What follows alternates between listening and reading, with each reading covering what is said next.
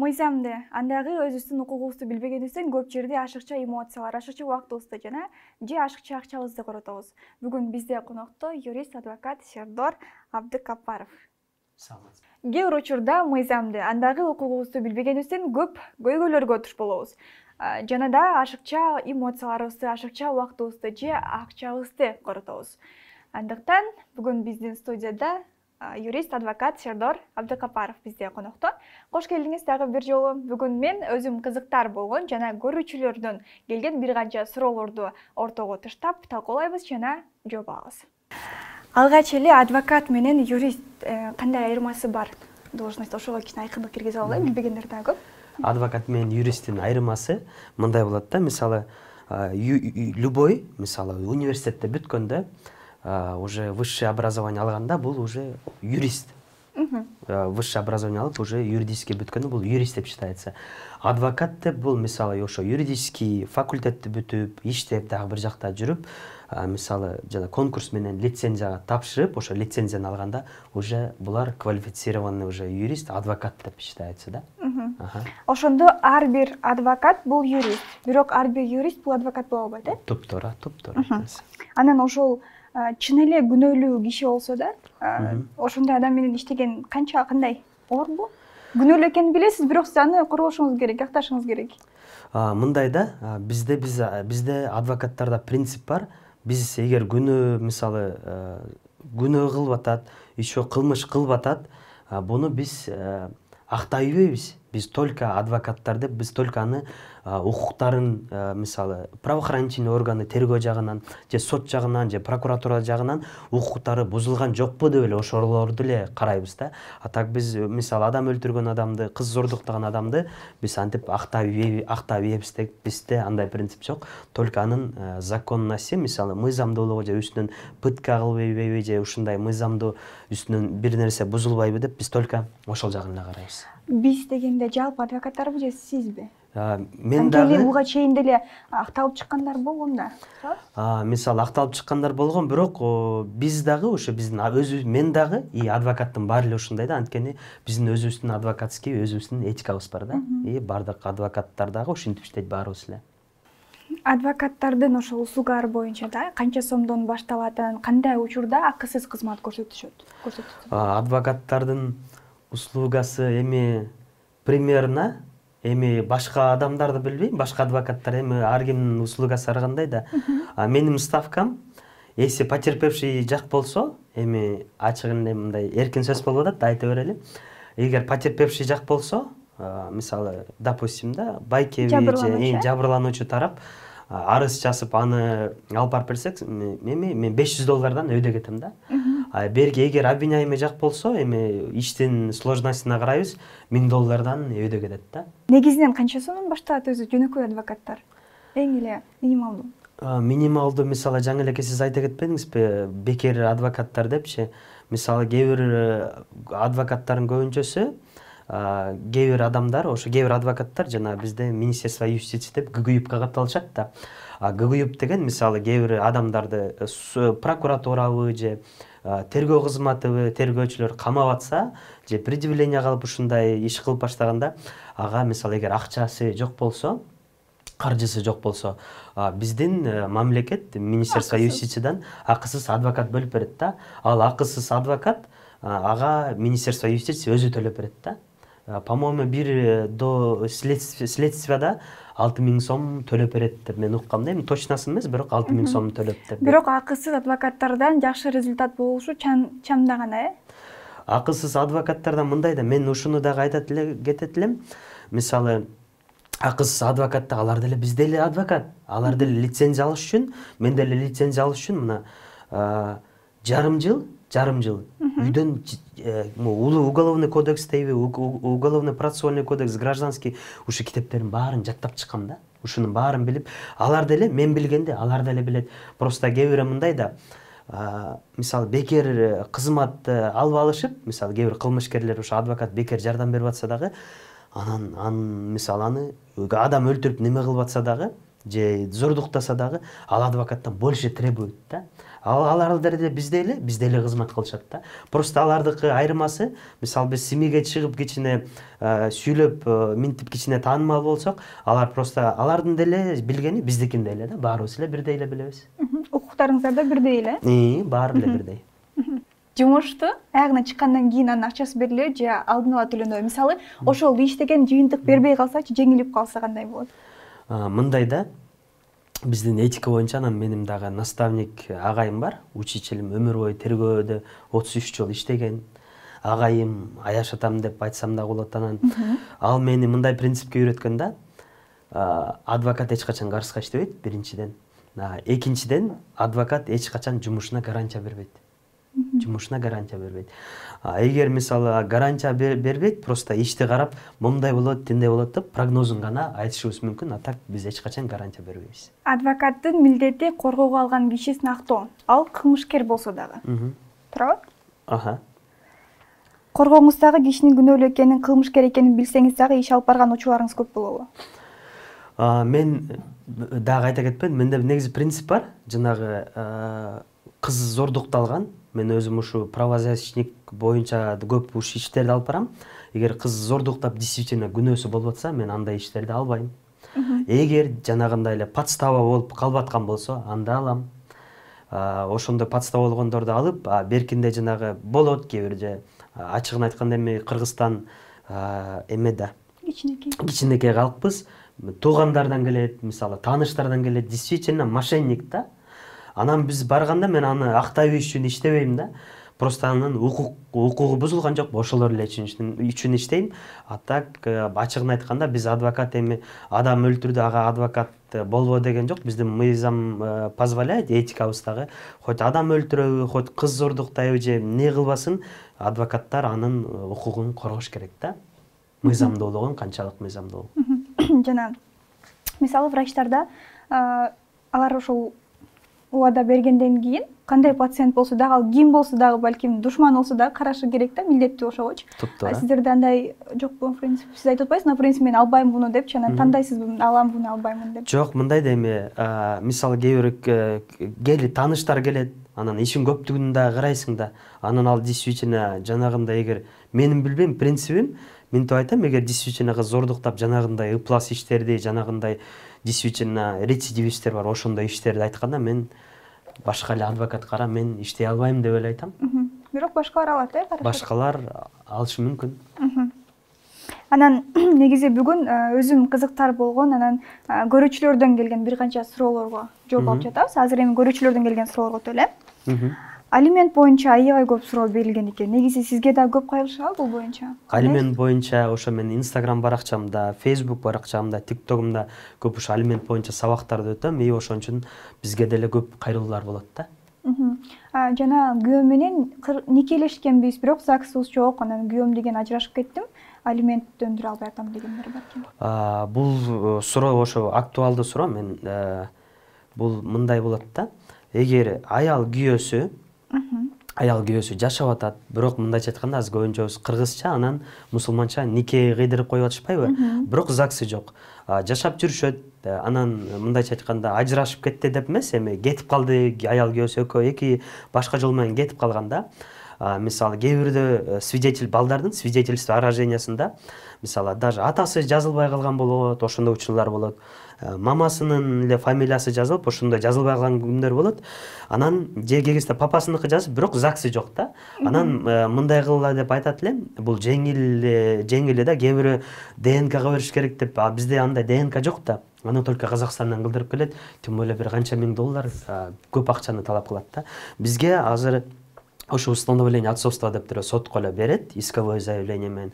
Ал соттон мисалы экөө свадьба кылса да, мисалы свадьба кылды, бирок ЗАГСы жок, экөө баш кошуп турган сүрөтү же ошо нике кыйган молдо, күйөө жолдош, ошо күйөөлөр менен эле установление отцовства кылып коет да. Анан ошо экинчи маселесин айтат элем, ошо аялдар мисалы кээ кезде мындай башкача туура эмес ойлонуп кетишет. Эгер действительно жанагы балдары өзүнө, аялдын өзүнө жазылган болсо, балдары бирок үйлөнгөн, ошо балдары бар, бирок күйөөсү жөн эле таштап кетип калган болсо, мен алиментке берем дегенде мен ошондойго, эми менин оюмда, анткени ушундай менен кийин алиментке берип алып, кийин кайра мисалы зардап жүргөн аялдар көп да, келиндерибиз. Ошондо мисалы эгер ал бала 18-ге чыккычак эртең спорттон, мисалы футбол тарабынан же күрөш тарабынан ушундай спортивный бир нерсе менен чет өлкөгө чыгып кетип калса, алиментке берип койсо, установление отцовства кылып алиментке берип койсо, мындайча айтканда күйөөсүнүн разрешениясыз чет өлкөгө алып чыгып албайт да. Ал күйөөсү каяка кетип калды, ким билет, таппай ушинтип кыйналгандар көп да. Анткени мисалы көбүнчө эле ачыгын айтканда, көбүнчө биздин эркектерибиз алимент почти 80-90% даже алимент төлөшпөйт. Жөн эле мындайча айтканда биз эми алимент мындай да, алимент төлөсө да иш козголот, бирок бул үчүн камай үйбөйт да. Ошон үчүн мен эптеп балдарды багып эле лучше документально ушул бойдон эле калып, аны ошол бойдон эле өз жайына коюш керек деген мен ушундай практикада көп болуп атат да, ошол ойду дагы айта кетет элем депчи. Эгерде ошол балдарды өзүң караганга өзүндө возможность болуп атса, алиментке жазбай эле койгону оңой. Анткени жанагы мен айткандай эле, мамасы эле бүт иштерди кыла баштайт. Бирдеме болсо кийин дагы бирди чет өлкөгө чыгып дагы ишеним кат болуп калат, ишеним кат менен только жанагындай чыгып калышат да. Дагы мындай суроо бар экен. Иним биринчи аялынан 4 баласы бар. Экинчи аял менен экинчи да аял бар экен. Аны менен ажырашып атканда үйдүн экинчи аялы өзүнүн атына өткөрөм деп соттошуп жүрөт. Үй аялга эле эмес, 4 балага да бөлүнүшү керекпи? Экинчи аялынан баласы жок дейт. Мындай да, жакшы суроо болду. Мисалы, аял күйөөсү экөө үйлөнүп атканда, жанагы бизде мыйзам боюнча ЗАГСка отурганда, анан эгер ошо ЗАГСтан кийин ошо жанагы тамды сатып алса же тамды өзүнө оформление кылып ошо сатып, не машина болобу, там болобу, не оокат болбосун, ошо ЗАГСтан кийин ушунун баары алынса, анда совместно нажитое имущество деп ошо балдарга дагы, аялына да бөлүнөт да. Эгер ЗАГСка жери ал үйдү алып өзүнө оформление кылган болсо, бул уже ал совместно нажитое имуществого кирбей калат да. Кийинки суроо. Азыр подстава менен, жалган жала менен кармалгандар аябай көбөйүп баратат, өзгөчө кыз зордуктоо фактысы менен. Бул боюнча сизге да кайрылгандар көп болуш керек, Кыз зордуктоо фактысы ооба, ошо мен жана дагы айта кетпедимби? Бул боюнча мен жана именно изнасилование эгер действительно факт болсо албайм деп, эгер монда подстава болсо алам жардам бергенге деп айтып атпадымбы? Бул мындай окуялар негизи өлө көп болуп атат да. Мисалы, биринчиден ала кетсем, кээ бир жанагы даже такси балдарды кетип баратып, ушинтип кээ бир ушундай эми бар эмес, кээ бир ушундай кыздарыбыз ушинтип иштеп атат. Анткени бул жерде ачыгын айтканда эми бул изнасилование деген бул чоң эле статья да, почти убийство менен эле наравне да, почти. Анан ошон үчүн булар ошо акчанын оңой жолун табыш үчүн ушинтип бирөөнү, мисалы, экөө обоюдно, добровольно болсо дагы ушинтип эртеси күнү колдорун, мен бир случай болгон, обоюдно, добровольно болгон СМСтер баары турат. Собсон эле баары. Мен сени наоборот сагындым, келбейсиңби деп, бүт ушундай СМСтерден бар. Анан ал экөө добровольно болгондон кийин ал кыз билбейм кайсынын колдорун көгөрла кылып алган да, бир ошентип туруп судмеддик экспертизадан өтүп, ошентип арыз жазып, ошентип балдарында ошондой үстүнөн подстава болгондой иштер болгон да. Анан жанагы дагы бир подстава боюнча өткөндө бир ишибиз почти ушу сыяктуу эле 21 жаштагы бала, 21-22 жаштагы бала, эми атын айтпай эле болобу, конфиденциально. Ушундай телеграмдан бир кыз менен таанышып калат. Телеграм менен таанышып калып, экөө жакшы сүйлөшүп келатып, анан ал кыз өзү даже предлагать этти да. Ушундай акча берсең, мен сен менен интимникке катнашка барам деп. Анан эми бала деми, как-никак бала ал айтат, эми баланы деле тоже не оправдаю.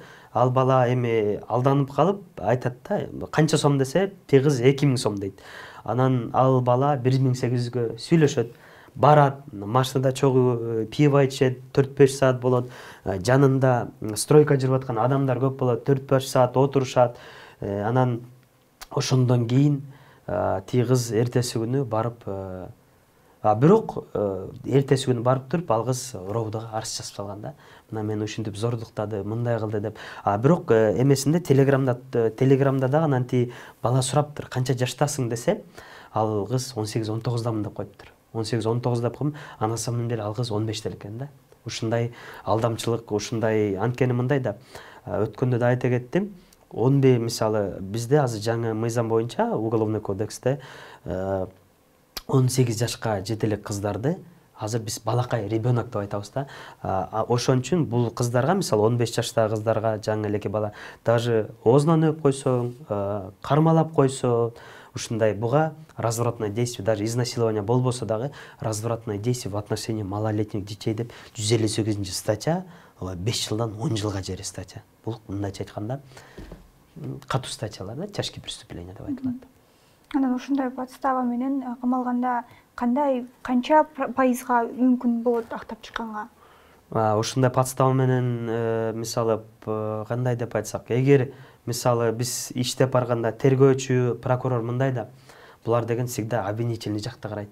Эми ачыгын айтканда, тергөөчү всегда обвинительный жакты карайт, эч качан объективно иштебейт. Анткени ал эгер мындай да, тергөөчү тергеп атат, бирөөнү айыптап камап атат, камагандан кийин ал мисалы ал сен күнөөлүү эмессиңби деп анын күбөлөрүн сурабайт да, только всегда обвиняемый жакты эле мисалы аны камап эле сотко киргизишет. Прокурор деле то же самое, ошо обвинительный актты утверждать этип берет, ооба бул күнөөлүү деп туруп, и сотко деле барганда прокурор деле ошо обвинительный актты колдоп тура берет. Ошон үчүн адвокаттар биз экинчи тарап болуп, ошо тип баланын кандайча күнөөлүү эмес, канча пайыз күнөөлүү эмес деп, ошо доказательство баарын алып барып, ошо баарыбыз соттогу прокурор, анан биз сотто карап турабыз да. Кимибиз көбүрөөк доказательство алып келип, кимибиздики жакшыраак болуп кетсе, сот ошо биздин ошо жактын пайдасына чыгарып берет да. Өтө бул актуалдуу көйгөй, коркутуу. Айрым мырзалар ошол жактырган кыздарынан жок деген отказды кабылдай албай, аябай мындай неадекватный иштерди кылып жүрүшөт.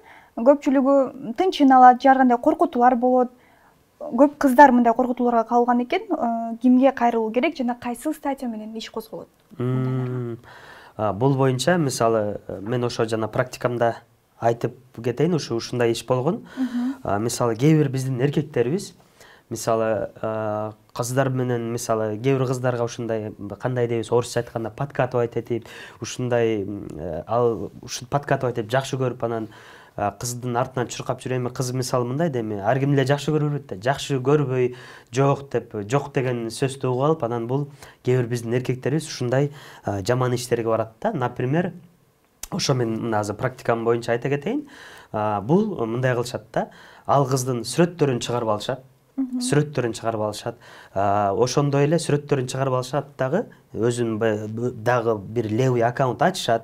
Ошака бул кыз мынча сомго сатылат, бул кыз мындай деп, мындайча айтканда баардык мындайча бүт жаман сөздөр менен жазып ушундай өзүнчө TikTok ачып алып же Instagram ачып алып ушинтип болушунча ушинтип жана мындайча айтканда недостойный эркектерибиз ушинтип жамандайт. Ушу иш менен мен ушундай иш менен роудага арыз жазганбыз. Анан бул роудага бул жанагы жаңы эле айта кеттим, 190 статья нарушение неприкосновенности частной жизни депчи. Бул незаконный сбор, хранение, использование и распространение конфиденциальной информации о частной жизни человека без его согласия деп ошо интернет жанагы TikTok, Instagramдарга чыгарып атышпайбы? Бул менен иш козголот. Бирок бул мыйзам бар, бирок бул ачыгын айтканда слабо, редко иштейт да. Бирок ошондо ушундай ишим менен өткөндө бирөөнө ушундай иш козголду да. Демек иш козголот, бул боюнча? Иш козголот. Анан алар деген алып качканга чейин да барышат, алып качуу менен жыйынтыктагандар да көп случай болот. Мисалы, ошо алып качуу менен мисалы мындай да, ошон үчүн кээ бирде мисалы коркуп, кээ бирөөнү даже кээ бир кыздарды ушундай мындай мен көп жалоба болот. Мен ушинтип давай сени момундай эмелериңди монтип жамандап же TikTok, Instagramга чыгарам. Буну никто не докажет, мени эч ким таба албайт. Эртең давай мен мага тий, болбосо монтип сени шантаж кылып, ушундай шантаж кылган эркектер да болот. Болбой баратканда азыр уже алып качуу деп көп эле көрүп атпайсызбы? Алып качып уже акырында аягында эмне болуп атышат. Ошон үчүн азыр алып качып кеткендерге да ушунда азыр бул дагы алып качууга мурун негизи ушу бул мыйзам слабо иштечү да, мындайча айтканда. Уже акырында баягы кыздар өлгөндөн кийин өлтүрүшпөдү, ушу алып качып ушундай. Ошондон азыр бул мыйзам мындайча айтканда азыр катуу иштей баштады да. Чындыгыңыз үчүн күрөшө албай жеңилип калган учурларыңыз болобу? Мындай аябай ызаланып, сиз турасыз, бирок туура эмес чечим чыгарып калган. Мындай да, эми ачыгын эле жашырып айтышыбыз керек экен. Баарыбыз эле маанилүү да. Недобросовестный тергөөчүлөр болот, бар эмес. Недобросовестный прокурорлор болот. Аны да айтам, бар эмес. Недобросовестный даже судьялар да болот. Ачыгын айтканда, бар эмес, бирок ошондой судьялар да болот. Кээ кезде ушундай кадимгидей, мисалы, потерпевший жактан болобу, же берки обвиняемый жактан болобу, жөн эле курдомат жана жала менен ушундай иш болуп калганда, кадимгидей көрүп турасың, то, что он невиновен. Кадимгидей көрүп турасың. Ишти дагы бүтүп бара турса, кээ бир даже судьялар да ушундай, даже кээ бир мисалы мошенниктер деле кээ бир судьялар статьялар позволяет, эми камап койсо деле болот да. Мисалы жанагында мен пример кылып айтып кетейин. Гүлзат Мамытбек канча адамды алдап атат? Канча адамды алдап атат? Мындайча айтканда, аны мен азыр соттун чечимине жери мен аны мошенница деп айта албайт болчумун. Азыр мен аны мошенница деп айта алам. Анткени соттун чечими чыккандан кийин уже сот аны күнөөлүү мошенница деп таап атат да. Ал мошенница да, Гүлзат Мамытбек. Ал мошенницаны мисалы сот мисалы элдер момда болуп атат деп тур, даже негизи камап койсо деле болот. Мисалы ошондой мошенниктерди. Анткени азыр биздин мыйзам, жаңы мыйзам, тяжкий преступление болсо дагы буга пробация жолу болуп калды. Бирок сот выборда пробация берем же камап коем деген деле ой бар да. Ошондой жендерден кээ бирөөнө пробация берип салганда, канча да 30-50 адам ыйлап жүрөт акчасын ала албай. Пробация берип коет, условка деген сөз да. Тетигинде жыргап, бийлеп көчөдө жүрө беришет да. Байкуш аялдар, жанагы жабыркаган баягы эле байкуш карапайым адамдар жанагынтип эле чурулдап жүрөт, алар жанагынтип жыргап жүрөт да. Ошол кездерде мен всегда биринчиден, конечно, Алла таалама таянам. Экинчиден, анан ушинтип семьяга чыгарып, ошондон бир пух этип бир жарылып, анан ошондо кайра бир жакшы бир ошондо семья менен чыккандан кийин кайра ошондо бир жакшы иш келет да. Коомдун талкуусуна түшкөндөн кийин ошол иш баткаралат. Вот, ошондо. Ошон үчүн көбүнчөсүн иш жүрбөй баратканда мен всегда семьяга чыгарып салам да. Анткени мындай менен ачыгын айтканда кээ бир жактан не добьешься. Анан азыркы өлкөбүздө сотторго кандай баа берет элеңиз? Анткени адилеттүү, дайым эле адилеттүүлүк боло бербейт, баарыбыз эле билебиз. Ошол сиздин оюңузча, сиздин көз караш боюнча. Азыр эми жаңы эле сиздер Канчалык деңгээлде адилеттүү чечимдер чыгат? Мындай айтылам, бирок азыр кичине айта кетсек болот. Эми билесиз да, бүт эле азыр не только Кыргызстанда, бардык жакта эле ушундай көйгөй да, ушундай көйгөй. Бирок мурункуга караганда азыр даже прокуроруң болобу, судья болобу, же тергөөчү болобу, даже тааныштар келип минтип атса дагы, тияктан хотя бы тосмор салып кел, ошондо жардам берейин деп уже коркуп калды көбүнчөсүчү. Бирок кээ бир адамдар бар, алар мындай коркпой эле кээ бир ошону эми айтат элем, процентти билбейм, канча процент. Бирок бизде кээ бир жакта ошондой жөн эле аша чаап, укугуңду тим эле буту менен, кол менен тепселеп салышат да. Ал жагы тоже не исключено. Бирок мурункудай эмес, азыр кичине мындай жакшы жактар кетип бартабыз да. Анча-мынча да. 50%тен жогорусун айтасызбы же төмөнүрөкпү? Эми пайызды кандай десем, эми 50/50 десем болот да. Ошондо бул менин жеке оюм да. 50/50 эми кээ бирөө кандай айтат. Бирок менин жеке оюм. Сизге мындай өзгөчө эмне болгон болчу, сизге кандай көйгөй менен кайрылган, сизге аябай бир таасирленип сиз ойлонуп турганчы, биринчи жолу болгондо эсте калган? Же адамдан кандай болот? Мен негизи эми мындай адам экенмин да, мындай характерим спокойный, анан эми мактанган жокмун, просто мындай эме экенмин да. Азыр любой эле проблема менен көрөсүң, кээ бир мисалы байкуш апалар келет, жаңгыз баласы, кээ бир байкуш атасы болот, жаңгыз баласынан айрылып калган. Анан билбейм, мага ушундай иштерден мен ачыгын айтканда бүт через себя пропускаю, оказывается. Барып алып үйгө ойлоно берем да. Байкуш эмне болуп атты экен, тим эмне болуп атты экен деп. Анан маған постоянно ошот да, сен антсең кийин, сен нервиңен бирдеме калабы депчи. Ошондой немем бар да. Анан эми билбейм, вроде арылайын деп аракет кылам, бирок экен да Горбатова только могила исправит дегендей андай пока боло албай атабыз да. Ошондо жана сизге кайрылганда биринчи жолу ушундай менин жумушумда биринчи жолу ушундай окуя болуп атат деп мындай сизди таң калтырган болгонбу бир иш? Таң калтырган эме болгон? Бир өзгөрүш, жаңылык болуп келген. Жаңы эме мен мисалы жаңы иш баштаганда бир момундай иш таң калтырганда өгөй атасы кичинекей бир Рамазан деп Сокулукта болгон. Өгөй атасы баланы, ошо кичинекей баланы кадимгидей чоң кишинин сабаганда эле үстүнө чыгып сабаган да. Өгөй кичинекей 5-6 жашта баланы кадимгидей эле чоң кишинин сабаганда көздөрү көк ала, денелери бүт көк ала. Ал боюнча биз СМИге да чыкканбыз. Ошо боюнча биринчи басып 102 чалдык, 102 эчке чаң карабай койду, барбай койду. Эртеси күнү СМИге чыкканда аны сразу камашты, дароо алып барып Сокулук районунан. Анан камалганда мамасы келип туруп, тосмарыс жазып берип туруп, баласын мамасына берип салган да. Той тайнесине берип салган. Сенин балаң кийин карысаң, ошо кийин өлсөң, ошо Куран окучу, ошо кийин кызмат кылчу ошо бала да. Анан ошондо ушундай мындай кандай десем, жаман болуп таң калгам да. Ушундай көрсө, ушундай дагы энелер болот экен депчи. Сиз деген бул кесибиңиз боюнча моргторго барасыз, өлгөн кишилерди көрөсүз да, аралашасызбы ошондой иштерге? Эми билбейм, ачыгын айтканда мындай эми жанагы өткөндө да бир ушундай эксгумация деп ушундай ишке мени кошуп коюшуптур. Анан мен ачыгын айтканда эми ал жерден мындай алыс барып турдум. Негизи эми билбейм, айтып атпайсызбы жаңы эле. Мен коркот экенмин негизи, өлүктөн ушундай коркот экенмин да. Ушундай коркот экенмин. Бир жолу ушундай бир туруп көрүп алып, ачыгын айтканда бир айдай ушундай коркуп уктай албай ушинтип жаткам да. А кээ бир мисалы убийство иштерим болот. Сүрөтүн көрүп алып, эми билбейм же кандай адам, мен өзүм да түшүнбөйм да. Даже бир айга жери ушундай көрүп алып, эме да, мындай переживать этип, коркуп, как будто же жанымда ичип жүргөн сыяктуу ушундай корко берем да. Билбейм негедир ушундай да. Эми негизи ошолордон, анан кээ бир убийстволордон ошондой мындай сүрөтүн да көп мындай карагандан да мындай эметесиң дегендейчи. Үйдөгүлөр деле айтат, көрүп наоборот ошонсең сен неме мындай өзүң коркпой каласың, тарбияланасың. Көзүң көнөт дейди. Көзүң көнөт деп айтат.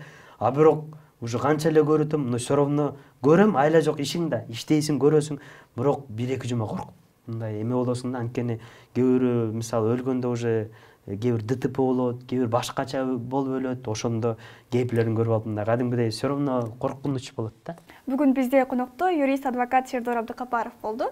Сонун маек куруп убактыңызды бөлүп келип бергениңиз үчүн чоң рахмат. Иштериңизге ийгилик каалайбыз. Алла ыраазы болсун, сиздерге да чоң рахмат.